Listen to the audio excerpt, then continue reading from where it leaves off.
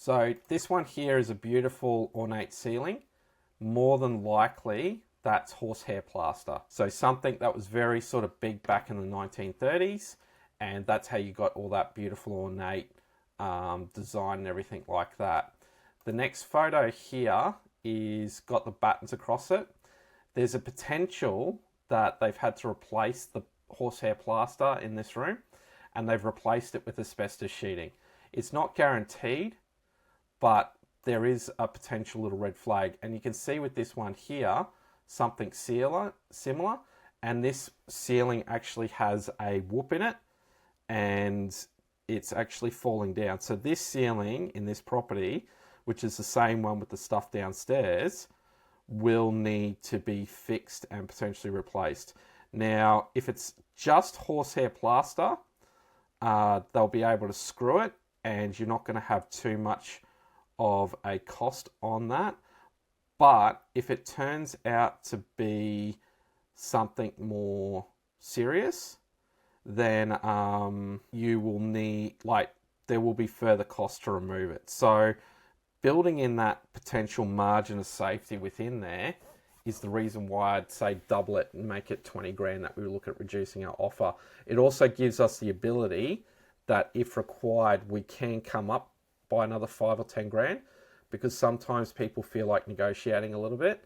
And if we double the amount of money that we're looking at removing before we put in our initial, it gives us room to move in case they need us to come up. When you're buying old places like this and you're having a look through it and you're thinking about potentially doing renovations, you really need, and you see what's potentially an asbestos red flag, you then need to ask yourself the question, are there going to be other locations within this project that are going to have asbestos? And could that double the amount of removal that's going to be in this house?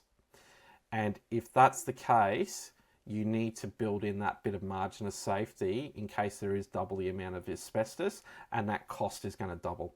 You don't want to be, working on tight renovation margins and then have a massive blowout because of something that's unforeseen. The whoop that's in this ceiling is that the sheeting itself is held on by the left-hand side and the right-hand side, and it's let go through the middle.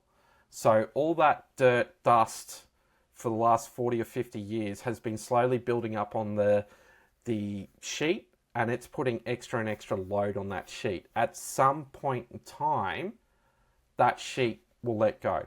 Now that point in time might be another 40 or 50 years of dust and dirt accumulation. Then again, it might be 4 weeks time from now, okay? But at some point that's gonna let go, and you need to do that little bit of remedial work to fix the ceiling so it's not gonna fall in on your head and dump, 40, 50, 60 years of dust on your head. That's something you need to factor in. If this is also asbestos sheeting and you don't fix it and it falls, what is that potentially going to open up to you and your family in the way of fibers that could potentially be released? Okay. The other thing that you need to go through your mind, if you do a nice, beautiful renovation, could one of the trades accidentally bump the ceiling and that cause the break to happen? So something like this needs to be factored in, and something like this needs to be fixed at some point down the track, and that's going to be a cost. Now, if you fix it, is this going to add extra value to the home? No, it's not. I'm not going to care and pay extra money because you've re-screwed the ceiling. I'm going to care that you've put a new bathroom in. I'm going to care that you've put in a new kitchen, but I'm not going to care that you've done re-screwing of the ceiling or replaced asbestos sheeting downstairs. I'm not paying extra for that. I will pay extra for a beautiful kitchen. I will pay extra for a beautiful bathroom. I will pay extra if you've gone and put in those beautiful ornate ceilings which are in this property as well. But I'm not going to pay extra because you've ripped asbestos out of the property. This game of buying property is very strategic. Sometimes we may work out that the cost of doing something is only going to cost us 10 grand to do it. But because it's a whole negotiation piece and people want to win, sometimes we need to double or triple that number it's going to cost to get to the actual number it's going to cost. If we were renegotiating on a contract and we were wanting, hypothetically, 10 grand off the contract, and we went to the other side and said, look, we need 10 grand off, more than likely they're going to counter with 5, and then we're going to have to counter again with 7.5, and you're going to meet in that middle. But what I like to do is I will start higher.